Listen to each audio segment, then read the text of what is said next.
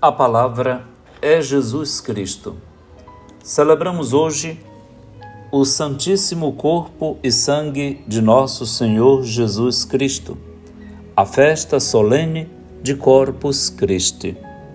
Hoje é quinta-feira, 19 de junho de 2025. Com a Igreja, nós nos alegramos por publicamente dar honras e glórias ao Senhor que ficou conosco para sempre, vivo, presente na Eucaristia.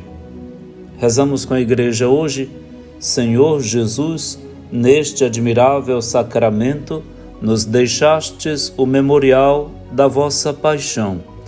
Dai-nos venerar de tal modo o sagrado mistério do vosso corpo e sangue, que experimentemos continuamente os frutos da vossa redenção. Vós que sois Deus e viveis e reinais com o Pai, na unidade do Espírito Santo, por todos os séculos dos séculos. Amém.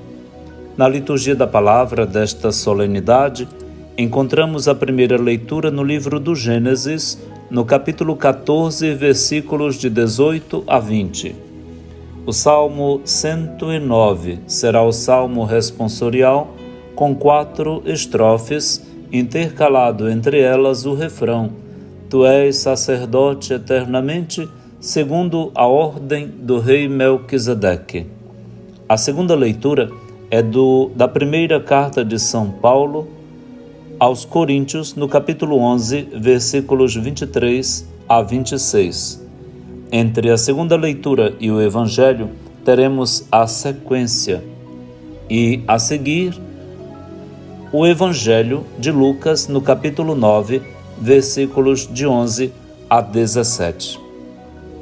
Era o ano de 1264, quando uma religiosa belga conheceu o arcediago daquela igreja na Bélgica, em Liege, e essa religiosa se chamava Irmã Joana de Montcornillon. Ela teve a inspiração, a visão que Nosso Senhor lhe dava perceber a sua vontade, de que houvesse uma festa em honra da Eucaristia, uma festa pública. Este padre depois se tornou bispo e, bem mais adiante, cardeal e papa. Foi o Papa Urbano IV. Foi ele, então, que depois promulgou esta festa em honra da Eucaristia. Mas isso não aconteceu por acaso.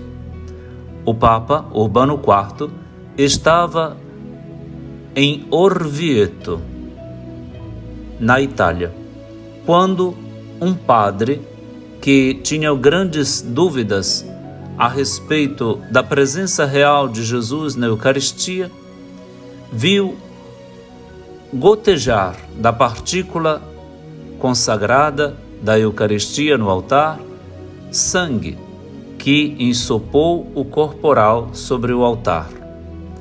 As partículas então foram colocadas e levadas ao Santo Padre, que estava na região, em procissão.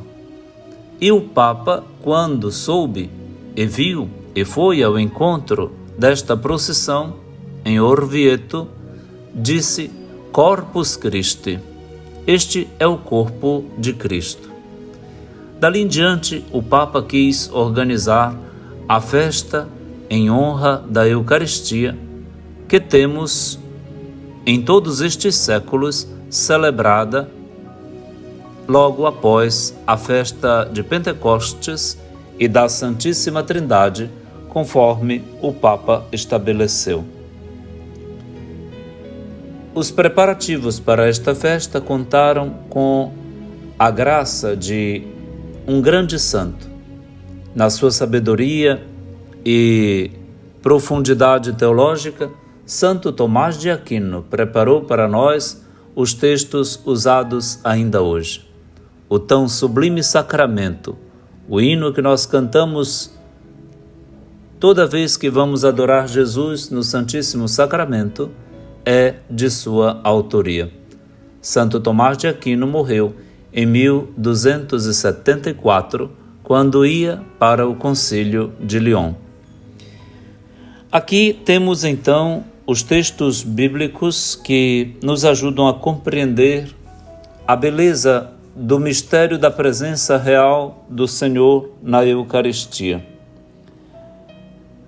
Melquisedeque, rei de Salém, da futura Jerusalém, daquela região, trouxe pão e vinho, elementos fundamentais da futura Eucaristia.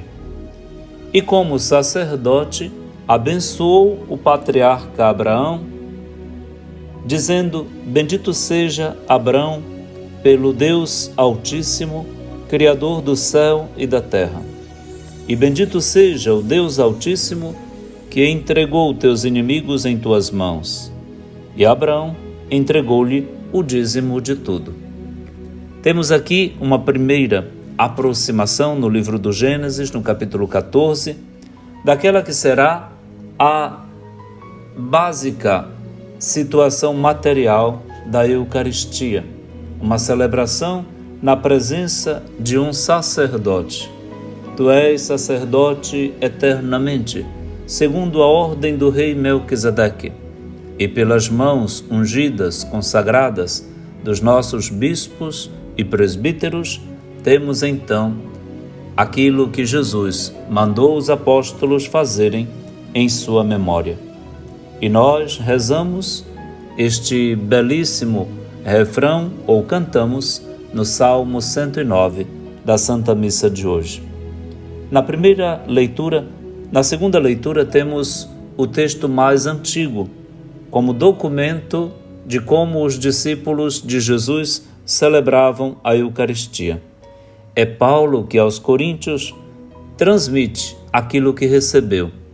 Na tradição apostólica da Igreja, ele diz como o Senhor Jesus celebrou, na noite da véspera de sua paixão e morte, a Eucaristia, tomando o pão e dando graças, partindo-o e o dando aos seus discípulos, dizendo: Isto é o meu corpo, que é dado por vós. Fazei isto em minha memória. E do mesmo modo, depois da ceia, tomou também o cálice e disse: Este cálice é a nova aliança em meu sangue. Todas as vezes que dele beberdes, fazei isto em minha memória. De fato, é o que a Igreja proclama após a consagração, todas as vezes que comemos deste pão e bebemos deste cálice, estamos proclamando a morte do Senhor enquanto esperamos a sua volta definitiva. A Eucaristia, então, é o alimento dos peregrinos e a celebração de aliança e da memória do Senhor que está conosco para sempre. A sequência, que embora seja facultativa e breve, queremos rezá-la hoje, se interpõe entre a segunda leitura e o Evangelho. Eis o pão que os anjos comem, transformado em pão do homem. Só os filhos o consomem, não será lançado aos cães. Em sinais prefigurado, por Abraão foi imolado, no cordeiro aos pais foi dado, no deserto foi maná.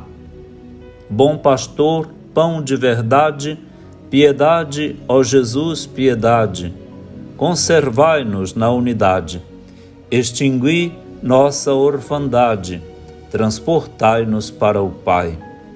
Aos mortais dando comida, dais também o pão da vida, que a família, assim nutrida, seja um dia reunida aos convivas lá do céu.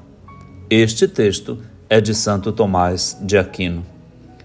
No Evangelho de Lucas, que nós ouviremos na Santa Missa de hoje, temos a beleza da partilha que gera o milagre da multiplicação dos pães e a saciedade de todos pela ordem de Jesus aos discípulos descrentes sobre como poderiam dar comida para tanta gente com tão pouco que se recolheu. Dai-lhes vós mesmos de comer, disse Jesus. Ordena assim que a Igreja alimente os filhos de Deus pela Eucaristia, mas também como profecia daquela saciedade que não pode faltar ao povo de Deus, a toda a humanidade, a comida. A comida é vida e, portanto, a pessoa é também aquilo que come. Nos alimentando do corpo do Senhor, somos Ele mesmo, Ele vivendo em nós e nós nele.